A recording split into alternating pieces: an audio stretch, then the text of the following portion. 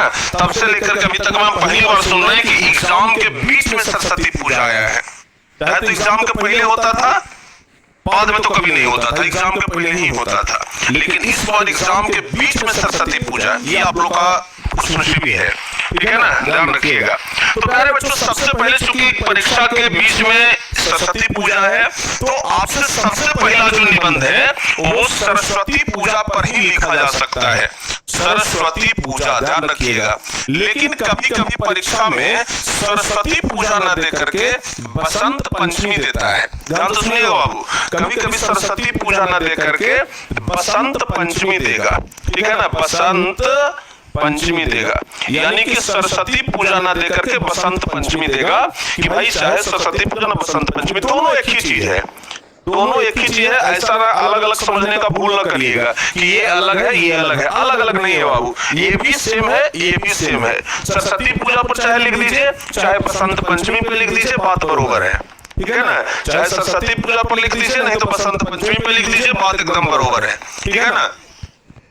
तो अगर प्यारे बच्चों पर्व त्योहार के बारे में बात किया जाए तो 2-3 पर्व त्योहार जो कि इंपॉर्टेंट है, ध्यान रखिएगा, 2-3 पर्व त्योहार इंपॉर्टेंट है जो कि ध्यान रखिएगा, सरस्वती पूजा या बसंत पंचमी। लेकिन सरस्वती पूजा और बसंत पंचमी जब मनाते हैं तो उसी समय बसंत ऋतु भी शुरू हो जाता है, उसी समय बसंत ऋतु भी शुरू हो जाता है। तो दूसरा ऑप्शन आपके पास आता है बसंत ऋतु का, दूसरा ऑप्शन आपके पास आता है बसंत ऋतु का। इसी तरीके से ना परीक्षा में पैटर्न बैठाया जाता है कि किस पर लिखा जाना है, किस पर इस बार बच्चों से निबंध पूछना है। तो इस तरीके से अगर आप पढ़ेंगे ना तो पूरा याद रख पाएंगे। तो सबसे पहले बसंत ऋतु हो गया, ये बसंत पंचमी हो गया, फिर बसंत ऋतु हो गया। एक पर्व और है जिसको कि आप लोग ध्यान रखिएगा और वो है दीपावली। बच्चे पहले आप लोग गेस कर लिए थे कि सर जी दीपावली पे पूछा जा सकता है, तो दीपावली पे आप लोग याद रखेंगे, ठीक है ना, दीपावली पे आप लोग याद रखेंगे, ठीक है। तो ये तो हो गया सरस्वती पूजा या बसंत पंचमी, बसंत ऋतु, दीपावली। चौथा आप लोग ध्यान रखिएगा, ठीक है ना, चौथा आप लोग ध्यान रखिएगा, एक अनुशासन के ऊपर पूछता है, ठीक है ना, अनुशासन, इसी को छात्र और अनुशासन भी कहीं कहीं पर लिखा हुआ मिलेगा, ध्यान रखिएगा, छात्र और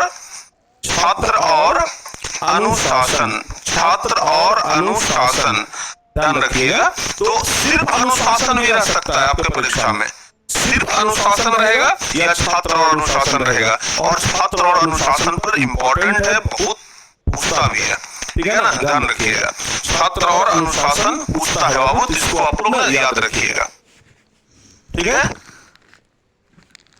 कुंभ मेला के बारे में पूछ सकता है, नहीं रे भाई, कुंभ मेला के बारे में क्या पूछेगा, कुंभ मेला के बारे में पूछेगा तो आप लोग क्या बताइएगा। कुंभ मेला उत्तर प्रदेश में मनाया जाता है। कुंभ वाला ये जो कुंभ मेला है इसमें IIT वाले बाबा कुछ फेमस हो गए। कुंभ मेला में IIT वाले बाबा के नाम से हम लोग जानते हैं। कुंभ मेला में एक बाबा आए हैं जो बहुत पढ़े लिखे हैं, जिनको IIT वाले बाबा कहते हैं। कुंभ मेला में एक और बाबा आए हैं जिनको हम कांटा वाले बाबा कहते हैं, क्योंकि वो कांटा पर सुतल रहते हैं, ठीक है ना। तो यही सब लिखिएगा कुंभ मेला पर। कुछ लोग तो ये भी लिख देंगे, कुछ बच्चे तो जो पढ़ने में कमजोर होते हैं ना, वो कॉपी में लिख करके आ जाते हैं, इस सादा पन्ना जा रहा है गुरु जी के पास, शायरी लिख देते हैं ना, इस सादा पन्ना जा रहा है गुरु जी के पास, ऐसा नंबर दीजिएगा कि चेलवा हो जाए पास, ठीक है ना।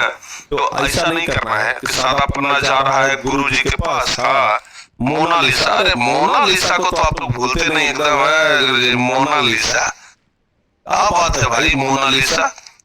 आप लोग को कांटे वाले बाबा नहीं दिखे हैं, कांटा वाला बाबा नहीं दिखे हैं, मोनालिसा तो बड़ा जल्दी दिख गई, बाप रे बाप। सिलेबस याद नहीं हो रहा है, अब मोनालिसा याद है एकदम सर जी, इस बार कुंभ में मोनालिसा फेमस हो गई है। सिलेबस में वो पूछ देंगे ऑब्जेक्टिव क्वेश्चन तक गया ऐसे गड़बड़ा गए हैं। ई नाम एकदम कैसे याद है, मोनालिसा। इसका मतलब कि आप लोग एकदम पूरा रील सब आजकल देख रहे हैं, रील्स में आप लोग का ध्यान एकदम इधर उधर भटक नहीं रहा है, रील्स पर एकदम टिका हुआ है, गिद्ध जैसा निगाह एकदम रील्स पर, तो रील्स स्क्रॉल अभी मत करिए, ठीक है ना, आराम से इधर देखिए। हाँ